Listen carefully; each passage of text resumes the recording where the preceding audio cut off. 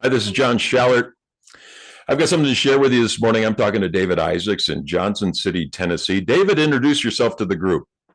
Hi, I'm Dave Isaacs. I'm a third generation owner of Isaacs Pools and Spas and been in this business my whole life and was 45 years old. So, uh, David, tell everybody what company you're part of and the CEO of. um, Isaacs Pools and Spas, and I also own Bullfrog Spas of Tri-Cities. So basically, we're a pool and spa retailer. We do pool service work, sell hot tubs, retail store, pool supplies, things like that. How big? How many people do you have working for you? Give me an idea how the area you cover. Well, it used to be just me and my brothers and my family, and but it is now 20 people that we have, and we cover probably a 60 to 70 mile radius of Johnson City, Tennessee. That's great. That's great. Now, so everybody, David is the sole retailer, sole dealer. I spoke at a big conference in Nashville in January. David's the sole dealer that actually came out and attended my 2.5 day destination boot camp in Colorado. And I just wanted to talk to him a little bit about what he took away from it. David, so your industry, you guys do a ton of different training. What would you say was the main reason you decided to come to Colorado and spend 2.5 days there? Well, like a lot of industries, after 20, 25 years of going to numerous conferences, but then our own industry, it was really fresh to see a perspective that was completely out of the box from things that we hear.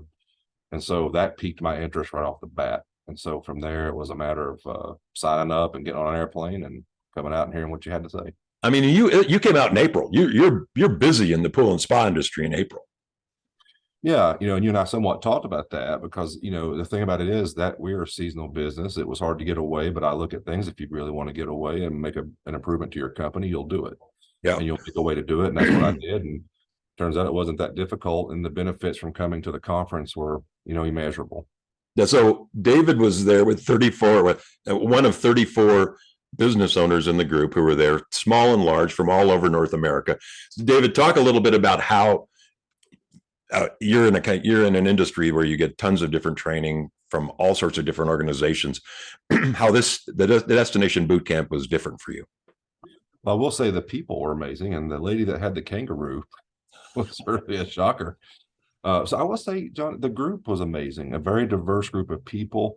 But the training is something I don't know how to explain honestly any more than I've just never heard this kind of training, not in my schooling in college, not in anything we do as an industry.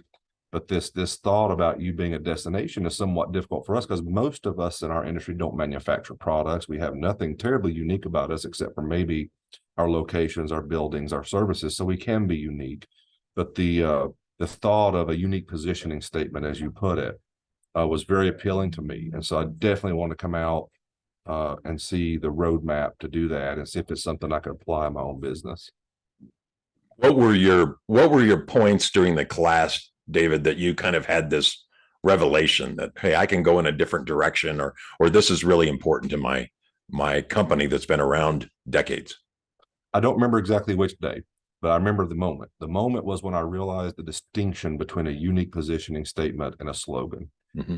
That was so eye-opening for me. It sounds so simple when you say it, but the moment was when you're at a Chamber of Commerce meeting and you walk up and say, "Hi, I'm Dave Isaacs, Isaacs Pools and Spas. I'm the experienced pool professionals." Okay, good to meet you, Dave. I'll take your business card and it's transactional and it's over. It's very different than if I walk up and say, "Hi, I'm Dave Isaacs, and I have," and you say it, and whatever your unique positioning statement is, they look at you and say, "Hey, I'd like to come look at that." Mm-hmm. It's very different than we need you to pay us to put you in our publication versus we'll put you in our publication just to come see you.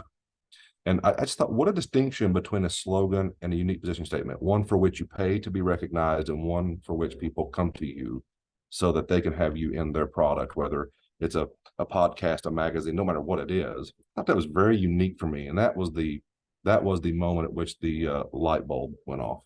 Yeah, and I don't want you to share anything proprietary that you developed, but what were some of the big ideas that you've now put into practice? 3 months. It's 3 months. Basically, we're recording this 3 months after you were in the class. What are some of the big things that you can reference without giving away all these secrets? So during the class, this would have been the last day, right before we had to take the Uber ride out. I didn't get to stay to the very final minute, but you allowed me to share with you what I wanted to do. And so um, coming back, I it's a little bit difficult because I own a business, but I have people I trust and talk to. But I've been keeping this one pretty private. Uh, so the idea is such a large idea that I'm taking the steps of the feasibility work for the construction of the facility. And we're starting a lot of work with the attorneys to get it all queued up. And so it will involve a building. It will involve something that nobody in our industry, as far as I'm concerned, has ever done. It'll involve the largest of what I'm doing, probably in the world.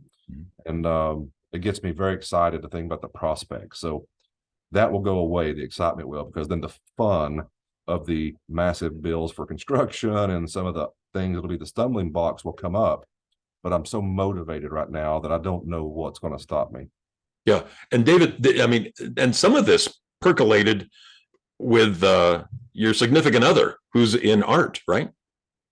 That's right. Yeah. So I came back and threw this idea by her. I've never seen her light up like she did. And so she's been a huge help to me to get some of this off the ground. So it's pretty exciting. That's awesome. That's awesome. Any other things that came out of the class that you're going to be rolling out in the future?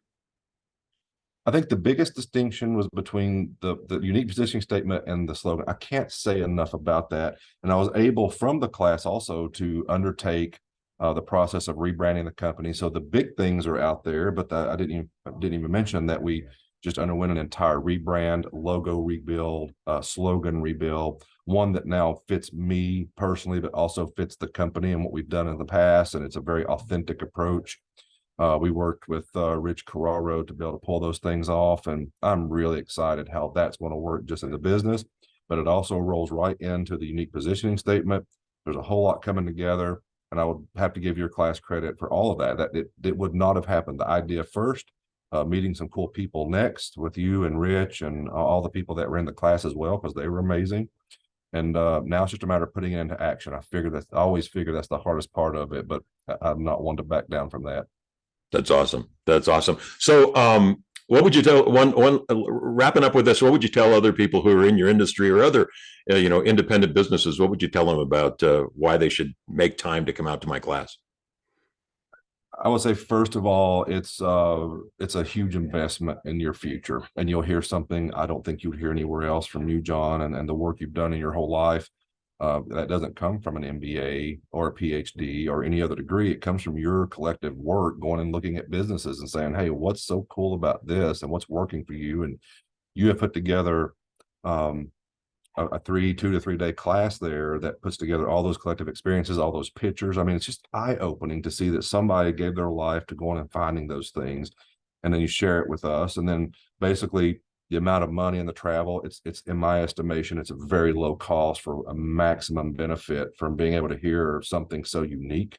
I don't think there's anything from that. I mean, you may not come back and take the measures I'm taking, but you're going to get something out of it. And even those small kernels are well worth the small amount of money and the effort to travel.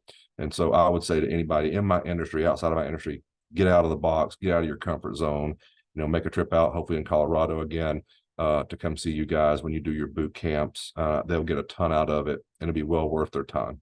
That's great, David. David, thanks for your time. I had forgotten about the retailer who brought in the live baby kangaroo into our class. Thanks for bringing that.